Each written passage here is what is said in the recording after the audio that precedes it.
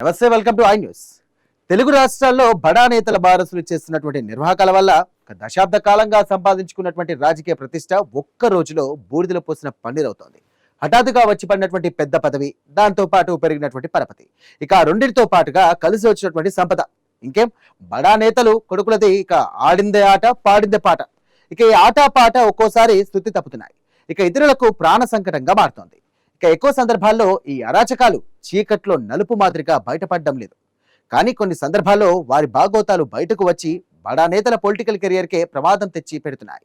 ఇక కొడుకులు చేసినటువంటి తప్పులను కప్పిపుచ్చడానికి ఆ తండ్రులు పడుతున్నటువంటి బాధలు వర్ణనాతీతం.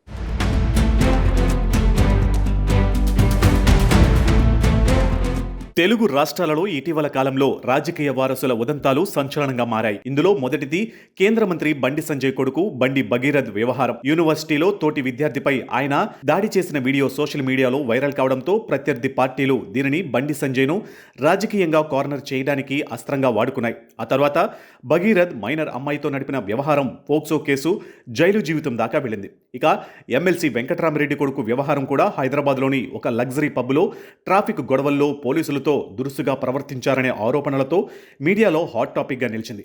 బోధన్ మాజీ ఎమ్మెల్యే షకీల్ కొడుకు రహీల్ ఉదంతం హైదరాబాద్లోని ప్రజాభవన్ ముందు లగ్జరీ కారుతో రోడ్డు ప్రమాదం సృష్టించడం, ఆ తర్వాత రాత్రికి రాత్రే పోలీస్ స్టేషన్ నుంచి తప్పించుకుని దుబాయ్ పారిపోవడం సంచలనం రేపింది. అలాగే ఏపీలో మాజీ మంత్రి సిదిరి అప్పలరాజు కొడుకు తన వాహనంతో ఒకరిని గుద్ది ఆయన మరణానికి కారణమవడం, ఆపై పోలీసులకు దొరకకుండా తప్పించుకోవడం తీవ్ర దుమారం రేపింది.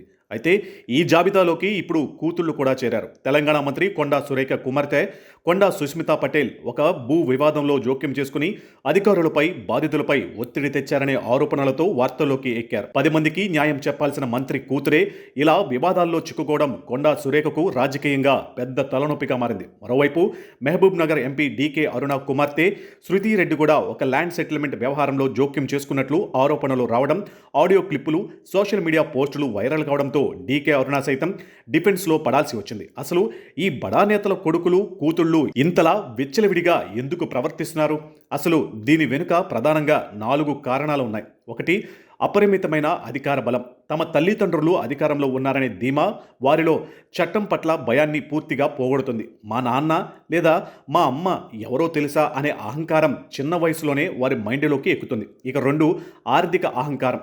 కష్టపడకుండా వచ్చే విలాసవంతమైన జీవితం, చేతి నిండా డబ్బు ఉండడంతో రేస్ కార్లు, పబ్బు సంస్కృతి, ల్యాండ్ సెటిల్మెంట్లు, విలాసాలకు సులభంగా అలవాటు పడతారు. ఇక 3, ఇమ్యూనిటీ ఫీలింగ్. తాము ఎలాంటి తప్పు చేసినా కాపాడడానికి వెనుక రాజకీయ బలం, పోలీసులు, లాయర్ల వ్యవస్థ సిద్ధంగానే ఉందనే నమ్మకం వారిని మరింత బరితెగించేలా చేస్తుంది.